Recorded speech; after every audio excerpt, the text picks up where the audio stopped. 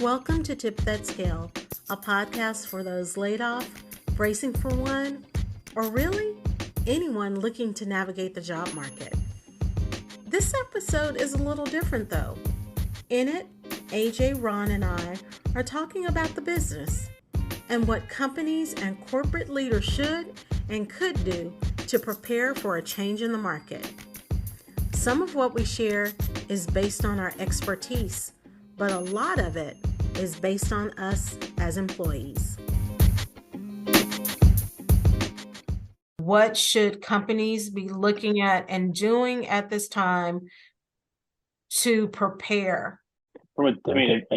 Just from a TA perspective, just know that your TA team is generally the first group of people that any candidate talks to. Yeah. And understand before assigning them to a role just how in depth they know the role or the processes that are going to be taking place, right?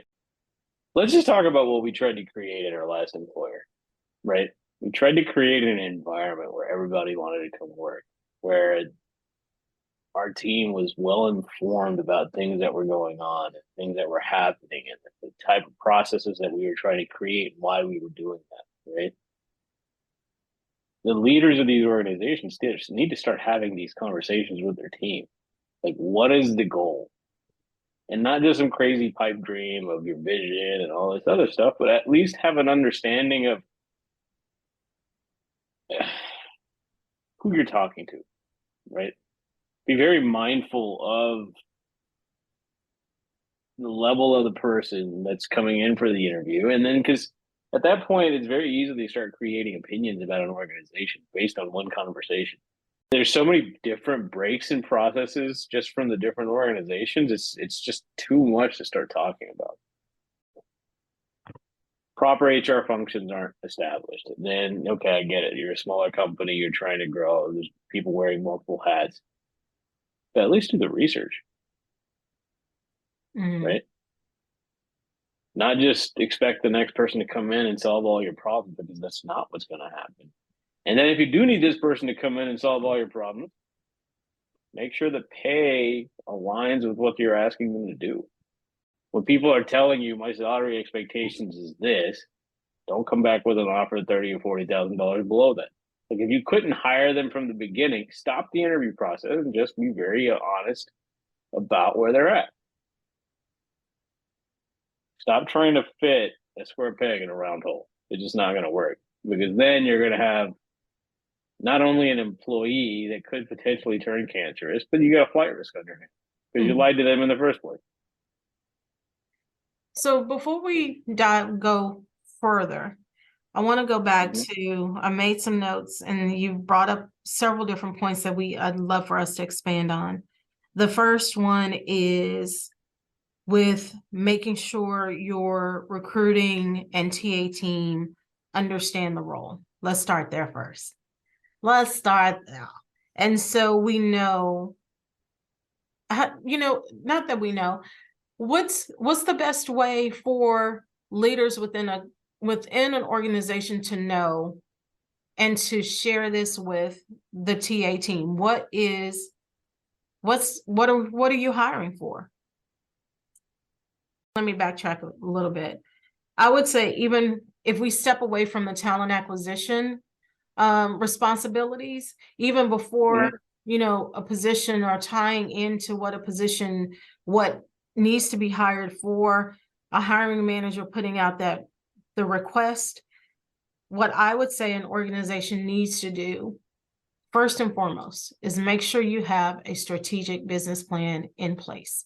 What do you want to do, and what's the time frame that you want to do it, and that it's not just socialized from the executive leadership team, from the C-suite, but that others within the company understand what the strategic business plan is for that company moving forward. How does it affect the market? How does, what's the larger vision for it? What problems are you trying to solve, if at all, in creating these particular products or services. That would be my first thing. Have a strategic business plan and make sure it's communicated, not just across the C-suite, but within the company overall. I mean, I would agree, but not just that, but like get more granular, right? Let's talk about not just the owner of these companies, but let's talk about the directors. Let's talk about the managers, right? Yeah, that's what I meant, across the board. Yeah. Because And I hate to say it, but no, I was just going to say, and bring everyone into that strategic business planning process. Sometimes that's one of the things I've seen across my career, how some companies do it well and how some companies are not so much. They will only hear the voices of those that are higher up or based on a particular title, and they forget front line. You cannot forget your front line when you're creating a business plan, especially a strategic business plan. And that is definitely my opinion. You need your front line. They're going to tell you how people are responding. Your customer success and customer service team, they can track what have been the problems with, rollouts or technical difficulties and challenges, and how customers respond to it, whether positive, negatively, or they're just completely indifferent. So you have to include everybody in that strategic business plan. And I know a lot of people, if the company is 10,000 people, we can't include 10,000 people in the process. You can create a committee across different departments, different roles, different responsibilities, and then bring them to the table. Because if you don't do that, you're missing some wonderful opportunities to grow and to succeed. Thank you for that could happen at that would happen at larger organizations, right? Or they could, but at the same time, everybody's in this position right now of how do we run as lean as possible, and how do we get by, right? I don't know if they're fully understanding that this get by mentality will come back and bite them in the butt. And it doesn't sound condescending, but again, I think part of it is they just don't know, Right. So I will say, when you have the breaks in the process and it requires someone to admit, you know what, I don't know. So this, if we're going to throw in an opportunity, and I would say for organizations, if you're have these conversations, and ask if they're a break in the process. Make sure you're talking to people who will be honest with you and not afraid of losing their job or being in the next round of layoffs, but also highly consider bringing in people as consultants to help bridge the gap in those areas where processes are broken. So if your team is already stretched, then this is the perfect time to bring in consultants, either from a company or individual people who are out in the marketplace, to come in and pay them well to do it, to come in. They have fresh eyes. They can see it from a different perspective. Let them do an analysis, let them do an assessment, talk with the different people, and then whether it's a business analyst as well, and then make suggestions. And when they make the suggestions, don't just leave that to on the side as a report in your inbox, or we'll save it and we'll talk about it later. No, look at it and start putting into place how to make these changes happen.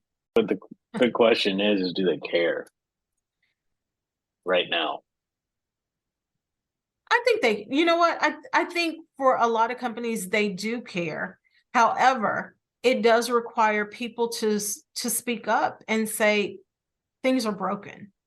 This is broken. We are taxed. And yeah, I think some do care. Maybe some don't, but some do care. And I will say, from the perspective, one of the points that I would say that organizations need to look at is what they do now affects not only their corporate and product and service brand, but also their employer brand. Will people want to work for you later on? What, how do you come out of this as an organization stronger without, here's the thing, without diminishing what you've done as far as the layoff, but also diminishing the contributions of those that you laid off as well. That's going to be a key portion from an employer brand standpoint. Absolutely. And I think if we talk about a quick, just backing up to where you guys were just at for a minute, when you have this many people that sit in that TA realm out there on the job market right now, hopefully there will be enough people in that space that experience this and see where the gaps, the broken pieces, the changes that need to occur to make this a better and more efficient experience and event. And there will be some good changes that come out of this. I mean, just think about what you guys were just talking about.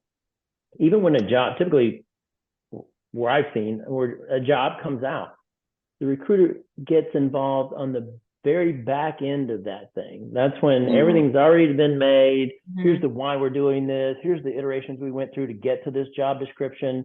It's already, and then it's delivered to the recruiter. Here, go find the person. Why not plug that person in on the front end of when we start talking about it? I mean, that will create a lot of questions, or not a lot, but some questions of that recruiter that will be encountered later on in the process, which probably can make that a much better process.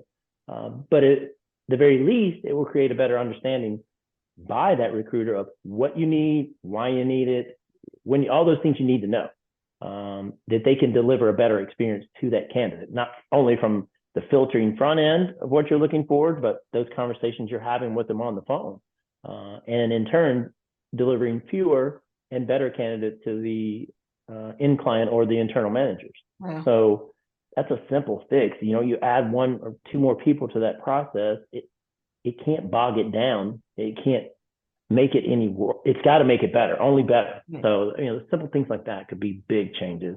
You were talking about, Nicole, should companies be doing to prepare for both what we're in right now and what's coming in front of us with what's going on? I mean, if you look at the numbers that came out this week, it is just, there's so much contradictory information, right? You've got more than 81,000 people being laid off, but we added over 517,000 jobs in January. So there's still a lot of hiring going on out there. We talked about it before. There's a lot of those companies that have been waiting in line for a long time to do some hiring that are getting an opportunity to do that now. So, employment is a new low of 3.4%. That hasn't been seen since May of 1969. Wait a minute. Yeah, but what kind of jobs? I'm sorry. Repeat that again, Ron. That level has not been seen since May of 1969. So that's insane that we're going through all these big news of layoffs. I mean, and AJ, you talk about the place. Yes, they are definitely coming in different spaces. 128,000 of those are in leisure and hospitality. 82,000 are in professional services. 58,000 in healthcare. So it's kind of spreading the gamut. But IT is such a small piece of that. I mean, that's a big number, 517,000. So I think companies, but the big picture of what that says is, and a lot of people are debating that, is how soft of a landing we'll have, how deep of a recession, will it be a recession? Those are what companies are having to start thinking about now, is how we do this. We may be in turn needing to hire sooner than we ever thought we would. And if we don't do this right, we've got a big black eye going into this of people looking at us, how we did it, and saying, I'm not going there, when I've got 10 other options of companies who did it as well as you can the right way. I do think a lot of companies are doing this because as a reaction to what other companies are doing without really it being necessary at this point, but that is what it is. The same piece of it, though, you have to do it as well or as good and right as you can, because you're going to need to bring these people back. You're going to need to bring people back on board. And if this economy, it just keeps showing up being stronger and stronger, this labor market and the economy as a whole just won't lay down. So we always have to prepare either way. And that's the point, right? I think these companies have to prepare, not just as a knee-jerk reactionary, dump all these people. You better look at it as we're going to have to bring back. We know we're going to have to bring back, right? There's just still such a shortage of labor on the market. It's inevitable. You're going to have to bring back. It's just how soon. So, well, think about what happened during COVID. Instead of laying people off, they furloughed them. Yeah, because they were expecting to bring them back. Yeah, that's not what this message sent out. No, this message was, "Hey, we don't need you." And they're not expecting to hire that particular role again in the near future, right? So the message that was sent out this time around versus what happened during COVID when they knew that they were going to need these people to come back to be operational, it's two very different things right now, right? But they're going about it the same way, right? You went about it as a mass hire, grab whatever you can, FOMO, and now it's a mass layoff, whatever you can, following the leader. Yeah. So it's the same reaction. Yeah. Well, I mean, a lot of organizations use this, like we were talking about before, just to kind of trim the fat, right? Like, people were supposed to be on performance management or whatever else, or instead of having tough and hard conversations, they took this as an easy way out. I'm like, but you have tons of people, right, that aren't even included in that space. You've got entire departments being laid off from these major companies, and there's some top performers in there that, I mean, we've seen it. There's a lot of top performers that have been let go just because of the uncertainty and the knee-jerk reaction to it. AJ, going back to what you were saying earlier about the processes and procedures and knowing the role and, and talking about strategic business plans, if I could say one thing, I keep saying if I can say one thing, knowing that I'm going to say many things, but having smart communication, which is, you can't just say, oh, yeah, we laid off and this is this one conversation and this is how we're going to go forward with the remaining, with the remaining team members. Has there been any additional communication? You have to make sure that there is a consistent communication plan in place as well. It's about planning and it's about smart planning. If we go back and talk about the pandemic and how so many companies, and granted, it was difficult and challenging for a lot of restaurants, but I was pleased to see how a lot of restaurants pivoted really quickly from the standpoint. In some restaurants where there was a time that you couldn't take alcohol out of that restaurant, but all of a sudden, during the pandemic, if you wanted that jalapeno margarita, you could order it. Pick it up carside, right? You can take it along with your tacos.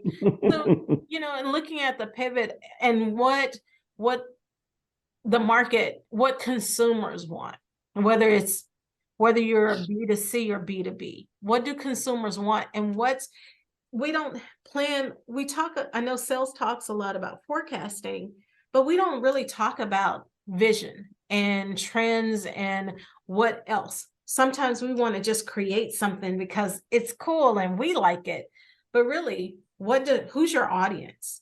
And how is your audience changing? But if you're a company and you're building something, you're building a product that benefits, say, small to medium businesses, well, you also have to think about what's happening with small to medium businesses right now.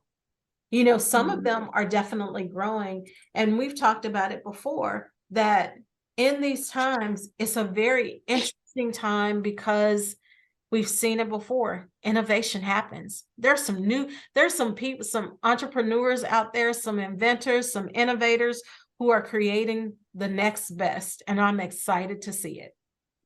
You just have to have a plan, not just one plan, but several, and make sure you have the right team members as a part of the plan. And that team member is not always managers and your C-suite. You need to go granular, and I'm always be the champion for frontline because they see it more so than anybody else does.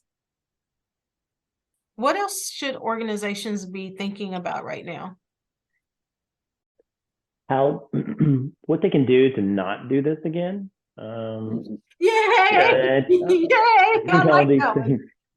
I think all these things go in cycles, right? I mean, any kind of time you have a bubble, oh, it's the worst thing. You think everybody's going to learn from it, and you get 10 years in, and we do it all again.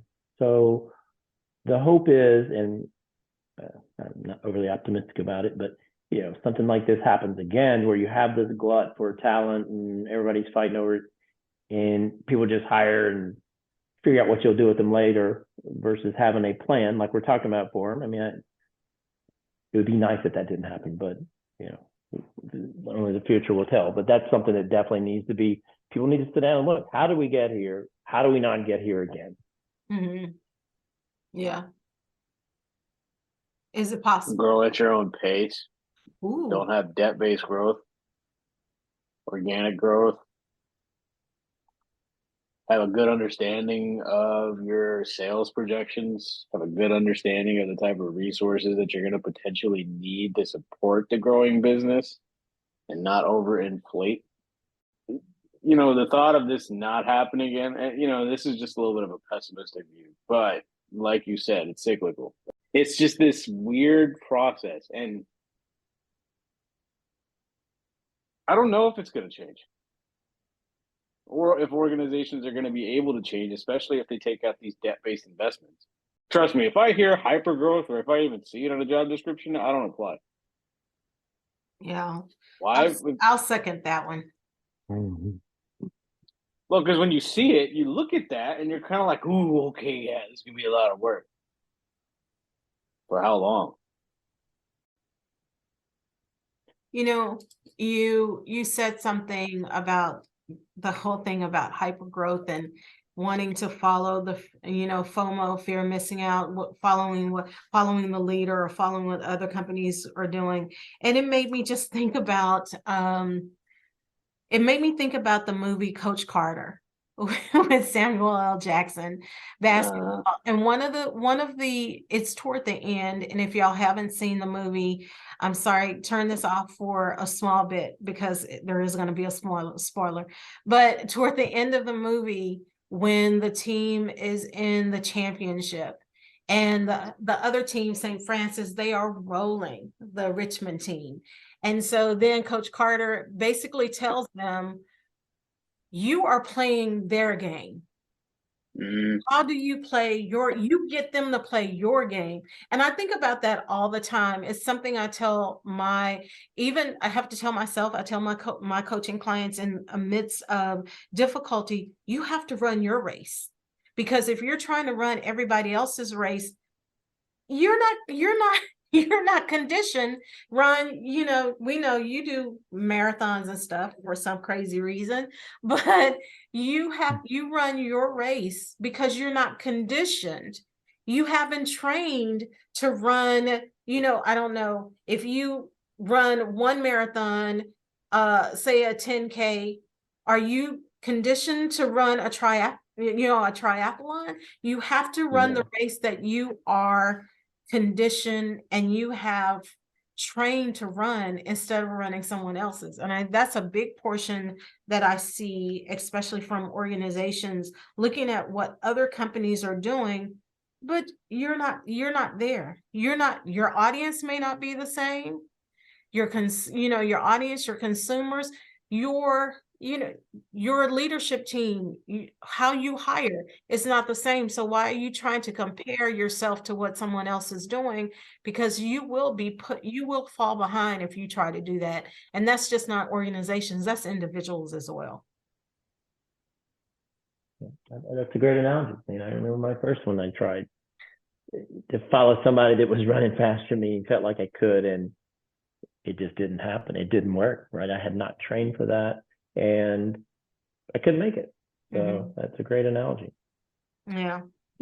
It's the same thing too, right? You try to slow down and run with somebody that you're trying to help along, that you didn't train to run that slow. It wears on you just as bad, right? So again, it goes strictly back to what you're talking about. Run your race, go with what got you there, not just following everybody else. But you see that in so many industries, though, even in the staffing industry. I know, being in that forever, everybody else mimics what the big ones do, right? Whatever processes they have in place, whatever hiring strategies they have in place, everybody else flows from there. And then you end up with everybody doing the same thing versus companies being a disruptor. And it doesn't work everywhere else the same way. Like you said, you don't have the same faculties, you don't have the same team members and audiences. So that's a great point. Mm-hmm. I want to add one other, and this is really, for me, I think across the board, it's not even I think. This is something that organizations, not just the organization as a whole, but every person who is a people leader should look at and consider, and that's mental health. The mental health of every employee, those direct reports, making sure that, it's about being honest with workloads. It's being honest with time off, whether if someone, I saw a video and someone was saying that they had requested some FMLA time off. And their manager was like, no, we aren't going to do it. Are you kidding me? And it's not that people have to run to request short-term leave, but some people need short-term leave. There's a lot of stuff going on right now, and how we manage our mental health should always be a top priority. Mental, emotional, physical, our general well-being should be a top priority and concern for every manager, but also I will take it to every individual. Prioritize your mental health, your personal well-being in the midst of everything that's going on, because there's a lot of stuff that's going on. Nicole, even if you can't look at it from the, even if you can't look at it from the viewpoint of that person, think about what you would be going through and what would you need at that point. Yeah. Right. Like if you were just incapable of looking at it from the eyes or the viewpoint of a person that's hurting, right? What did you need when you were going through a similar situation? Can you even put yourself in that? Right? And how would you feel if you got the exact same treatment that you just gave to the person that's working for you? Absolutely. I'm a strong proponent of karma, and I believe it to the utmost degree, right? Whatever energy you put out is going to come back at you tenfold. I promise that. It is a good point or topic, Nicole, because you have to think about, probably even more so now, I think companies can be even more in tune and asking those questions, because the people that are still inside right now have it twofold, right? They're taking on the load that is theirs and was left by those that are gone, but they're also constantly afraid of even giving a hint of, hey, this is a load, because they're afraid they'll be fired too. And they know that there's a lot more people right outside the door waiting to come in. So people are going to internalize and bottle that up more, I think. So it probably behooves companies to be more aware and inquiring and looking for those signs and encouraging people. I know we don't have the bandwidth right now, but you might need to take a day or two off, or we might need to look at bringing on some consultants to help out with the load. So yeah, I think that's I think it's going to be a growing factor, even bigger than it is right now. Yeah, I agree. And, we continuing to see how mental health is just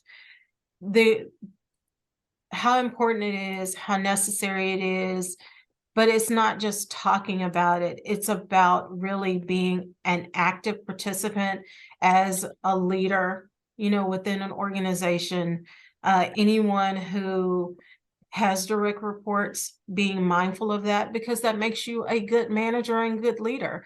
One of the groups that I follow is Health Action Alliance, and they had a webinar the other week, and some of the points that really 7 ways to optimize your workspace for mental well-being. And this is, and you know, as we have companies talking about people going back into the office, are you set up? Are you set up for that? Are you set up for the changes? There's going to be that missing piece of how people manage their day to day. People being in, you know, I live in Southern California, so managing traffic, that they haven't had to manage traffic for several years. And if you've been in Southern California traffic, let me say, it's a mental health, talk about trying to navigate on the 405. That in itself is a challenge, but just understanding some of the what employees need to feel supported, to feel seen, to feel acknowledged, and not to be just overworked to the point of that they will need to go out on FMLA. There's so many, you know, just so much that's going on, but mental health is very much a high priority, especially how people deal with their families as well. It all ties together. I mean, that could be a podcast in its own. That could be an episode on its own. Talk about mental health, leadership. We're gonna do one on mental health, and I'm excited. It hasn't been planned yet. We don't have a specific day, but even talking to bringing in some guests to talk about, you know, a psychologist to talk about how to manage mental health in the workplace, what organizations, and maybe it's what employees can do, from, you know, what resources are available for them. Actually, it is for what employees can do, and resources that are available, and then one for leaders within organizations, what they can do as well. So yeah, mental health definitely is something that we want to dedicate some time to on tip that scale to discuss. Any other thoughts about what organizations can do? Change. Change. Do better. That's what you can do. Do better. Do better. I like that. No, I think it's valid. Do better. We try to teach budgeting through our economic classes. We try to teach budgeting through, it's simple math, man. Like, you can tell, can I afford this person based on your own budget? And then the people that are in finance, can we afford to give this particular leader this budget? Hey, how much money is in our bank account? Hey, how much money are we generating? Can we support these two roles? Or are we just trying to hire for the future, like we heard so many people say, right? It's not that hard. Even you give a monkey 2 bananas, the monkey knows they have 2 bananas. You eat one banana, they're gonna try to go find another banana. Like, it's as simple as that. Like, and I mean, yeah, I get it. There's a lot more complicated things that go into it, yada yada yada. But it's like when you go shopping for something, right? You get 2 TVs that are sitting there. Both are 75 inches. One of them's $500, and then you've got the $2,000 one. Which one do you buy? You buy the one that basically is still very light to watch shows and all that stuff. Now, you have the $2,000 sitting in your bank account, but you bought the $500 one that essentially does the exact same thing, just doesn't have all the bells and whistles. Question is, do you need those bells and whistles? Do you need the bells and whistles? We should put that on the t-shirt. I mean, look at the federal government, federal deficit, right? There's no good, I mean, from top down, it's a bad series of how things should not be done. So yeah, it's been a case of the tail wagging the dog for a long time. And I think, you know, through this, a lot of the dogs are starting to look back at the tail and saying, I'm going to take back control. And unfortunately, it's the demise of a lot of others, you know, in the middle that pay the price for it. So what are we trying to accomplish? I don't think anybody's actually talking about those things. I think that there's a tipping point once you get to a certain size that you have absolutely nothing better to do than just increase the amount of money people are spending with you. That's it. Because after a while, your vision goes out the door. It's no longer about your vision anymore because you've already done it. What's next? I would definitely say going back to do better. It Yeah. is better it's do better, focus on humanity and integrity, and I do believe that those companies, and we've seen this before, those companies that truly follow a set of values that promote integrity and humanity, those are a lot of the companies that people think highly of. And those are the companies that people want to move to, especially when that humanity is consistent. And we know that humanity is not just, that's not the organization. It's everyone within the company agreeing and committing to following those values. And sometimes it's hard, but it does make a difference in long term. Like, when it's bad times, don't make an excuse for it. Don't create a narrative, right? Like you were talking about before. Take responsibility, be a leader, and if you're incapable of doing that, find someone else that can. Yeah. And that means having tough conversations. That means being honest with where you're at right now. And it blows my mind of how many people aren't doing those things. Why are you a leader? In title and name only? Why are you wanting to be a leader? I just don't think a lot of people understand what that means. And then there's such an emphasis on, oh, what's the difference between a leader and a manager? Well, which one are you? Well, having studied leadership, the difference is, I would say, between task and people. Influence is the key. Leaders have influence. Leaders not just have influence, leaders positively influence others. Managers tend to manage the task. Leaders are typically people focused first. And people want to follow them. And you're a people, leader if somebody's following that's you, it. wanting to follow you. That's it. It's a big decision on how, especially now, companies need to take a look at and determine, how do they want to move forward? Do you want to move forward just to manage, or do you want to move forward with influence? Because the influence doesn't just stay within your four walls. If you are a strong company as a leader with influence, you're going to influence a lot of things and not just the people that work for you.